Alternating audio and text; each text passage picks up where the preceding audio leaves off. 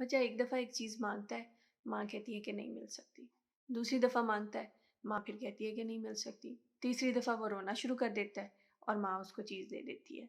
तो बचपन से ही हम अपने बच्चे को सिखा देते हैं कि रोने से आपको चीज़ मिलती है, ज़िद करने से आपको चीज़ मिलती है। ज़िद्दी बच्चों को हमने खुद किया होता है। अच्छा, इसका करना ये होता है कि अगर तो कोई चीज़ आप दे सकते हैं बच्चे को, तो वो पहली दफ़ा ही माँगे तो उसको दे दें और उसको खुशी और प्यार से दें। और बच्चे को लगे कि मेरी खुशी में ही मेरे पेरेंट्स की खुशी है। जो चीज़ मैं चाहता हूँ मेरे पेरेंट्स मेरे लिए मुझे खुश करना चाहते हैं। मेरी बड़ी अहमियत है मेरे पेरेंट्स के नज़दीक। और अगर कोई चीज़ आपके लिए मुमकिन नहीं है तो वो बच्चे को बताएँ और उसको समझाएँ और उस पे उसको ना कह दें। और फिर अगर बच्चा कभी रोता भी है, तो फिर उसको ना दें। उसे बताएँ कि बेटे ये मुमकिन नहीं है हमारे लिए, ये नुकसानदेह है हमारे लिए, हम ये नहीं कर सकते और फिर वहाँ पे असर्टिव हो जाएँ। अच्छा, असर्टिव और एग्रेसिव का डिफ़रेंस ये है, एक है कि बच्चे ने कुछ माँगा, बच्चा ज़िद कर रहा है, बच्चा रो रहा है, वो चीख रहा है और आप उससे ज़्यादा चीखना शुरू हो गए हैं। आप उस पे उससे ज़्यादा गुस्से हो गए हैं। उसकी ज़रूरत नहीं होती। बच्चा एक चीज़ रो के माँग रहा है, कहता है मैंने ये लेनी है, मैंने ये लेनी है, तो आप सिंपली उसे कहें बेटा सॉरी ये नहीं मिल सकती। That's all. थोड़ी देर बाद वो रोएगा, चुप कर जाएगा, रोने से कुछ भी नहीं हो जाता। कोई बड़ा नुकसान नहीं होता। और इसका ये भी मतलब नहीं है कि अब हर बात पे आप बच्चे को रुलाना शुरू कर दें। बहुत सारी ऐसी चीज़ें होती हैं जो हम बहुत आसानी से कर सकते हैं या बहुत थोड़ी एफ़र्ट से कर सकते हैं।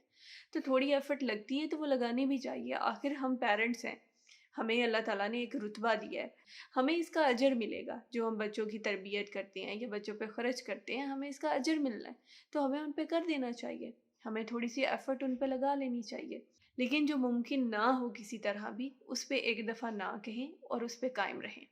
अच्छा, दूसरा मसला ये होता है कि अगर मदर ने ना कहा है किसी चीज़ पे तो बच्चे ने ज़िद की है और फादर ने कहा है नहीं, नहीं, नहीं, नहीं आप करने दें इसे।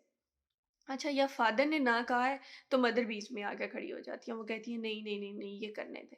इसके लिए दोनों का एक पेज पे होना ज़रूरी है या घर में कोई और भी बड़े हैं जो फ़ैसला करते हैं तो उन सब का एक पेज पे होना ज़रूरी है। उन्हें डिसाइड करना चाहिए मिल के बैठ के कि बच्चे के लिए ये चीज़ें सही हैं, ये हमने इसके लिए करनी है और ये चीज़ें इसके लिए सही नहीं हैं, तो ये हम में से कोई भी नहीं करेगा।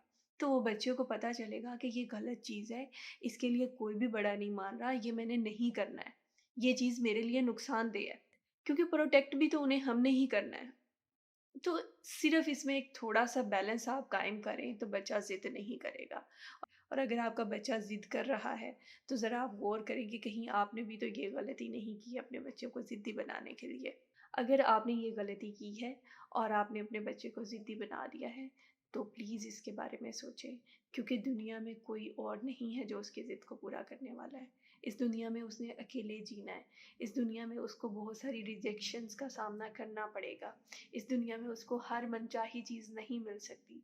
तो ये बचपन से ही हमें अपने बच्चे को इसका आदी बनाना होगा कि वो किसी रिजेक्शन को कबूल कर सके, वो किसी इनकार को कबूल कर सके और उसको पता हो कि हर चीज़ नहीं मिल सकती। बहुत सारी चीज़ें ऐसी होती हैं जिन पे हमें सब्र करना पड़ता है, जिनको हमें एफ़र्ट लगा के खुद हासिल करना पड़ता है। प्लेट में रख के सारी ज़िंदगी हर चीज़ नहीं मिलेगी मुझे।